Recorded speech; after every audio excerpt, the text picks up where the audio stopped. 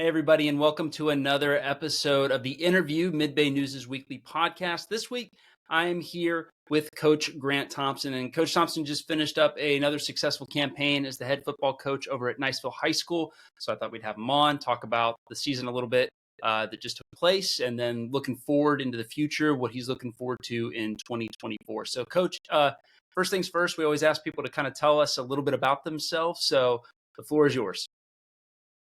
Appreciate it. Yeah, so I'm a Niceville guy, Niceville grad. I went to the University of Florida and got lucky enough to come back here.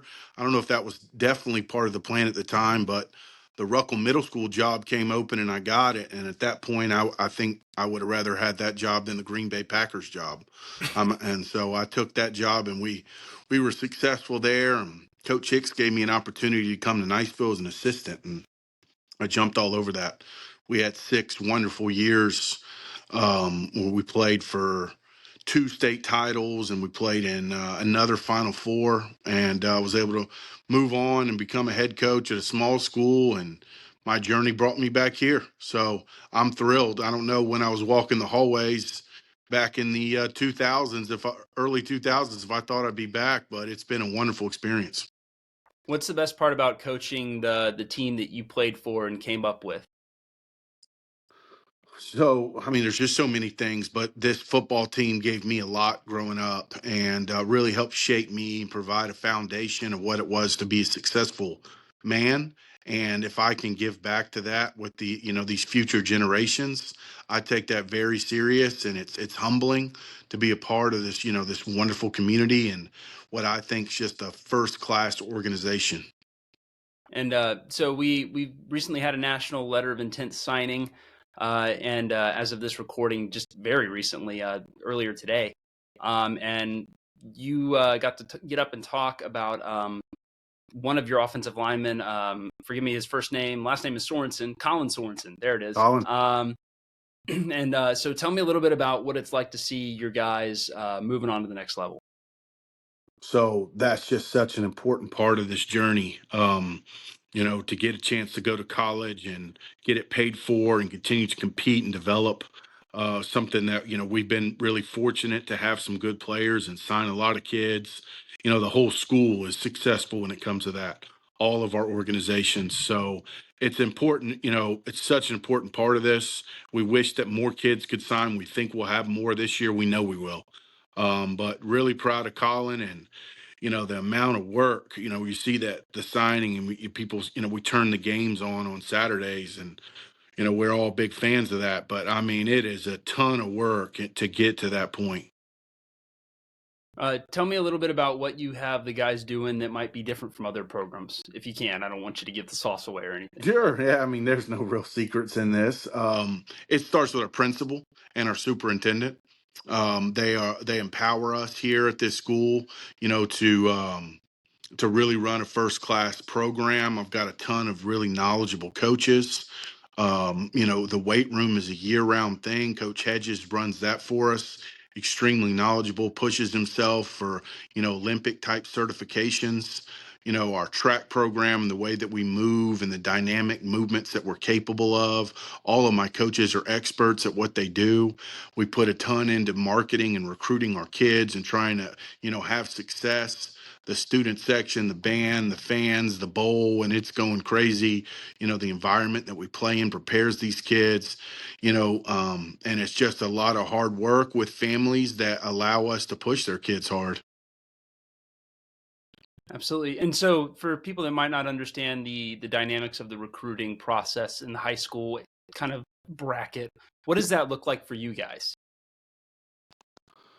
So the recruiting process is kind of never ending. We had the coach from Stanford here today. You just want to try to develop a really good relationship with them and be able to market your kids and push our kids will go to camps and they'll train on their own. But the big thing is we want their bodies to be developed and be as big as their frames can allow, and have really good highlight tape that allows success on the field, which is ultimately what's going to get them recruited. And so looking back at this past season, 10-2, I believe, losses against Bartram Trail, of course, in the playoff, and then one against Tallahassee Lincoln.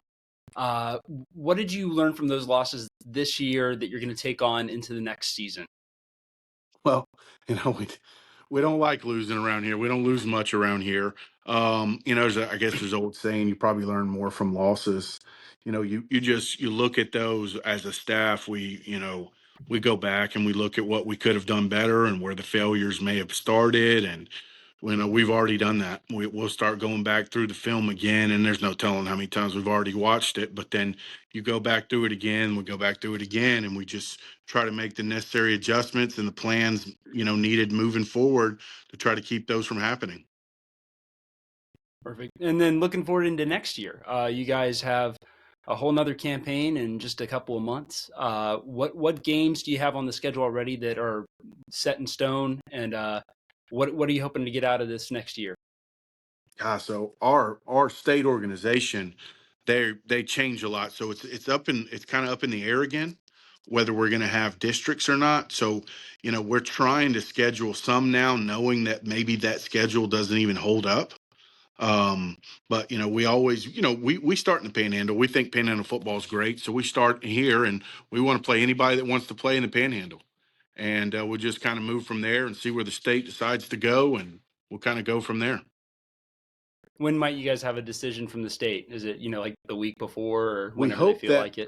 I think December 12th they're going to make a decision on how they're going to Okay. structure the league, and if there's changes or not.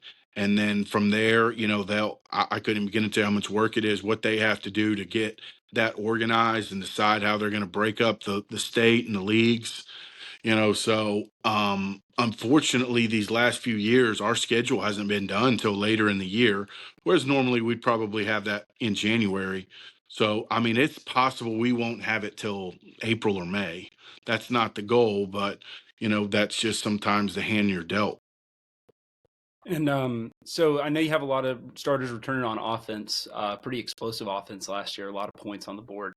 Do you feel that next year's team is going to be um, as, not that the defense was bad, right? But like that the offense scored so many points relative to the defense, absolute shutdown of some teams, especially weaker teams. And you saw like the Bartram Trails of the world a little less stingy with points. Are you seeing a balance shift back towards defense, or are you guys looking at your skill players on offense and going, you guys, we need 70 points from you this year? I mean, we always try to build from the defense first here. We think we've got a lot of ingredients back to be a successful team, and there's no rebuilding here at this school. It's reload and go. We got a good core of young players that played a lot. Bunch of sophomores that played a bunch. Alante Reese, Rymar Trapeau, Nunu Kreider. I'm sure I'm going to leave some out. Dalton Paris. I mean, we've got a bunch of sophomores that played a bunch. So they'll be juniors, and our juniors will be seniors. So we've got a bunch coming back. We're happy about that, and our goal was to be a lead on both sides of the ball. Absolutely. And then I guess the last serious football question I'll ask you is the top four for college football. Oh my, Do you agree with the decision, or oh, man. do you think nobody wins if you say anything, or how did it all pan out for you watching last week? You know, for me, um, I'm fortunate enough to have guys I've coached that are in those programs, right? And a special one to me is Azarie Thomas. He was an unbelievably good player for us, super successful. His team went undefeated. You'd like to think that you handle it on the field. And so at the end of the day, I'm an Azarie Thomas fan over the universities.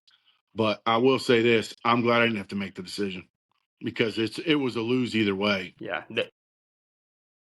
Oh, somebody was going to be mad. An entire state was going to be mad at you no matter Yep. what. So uh, just all depends. Well, hey, brother, I really appreciate your time and coming on the podcast, telling us a little bit more about football, especially as the season closes down. And we'll talk to you again soon.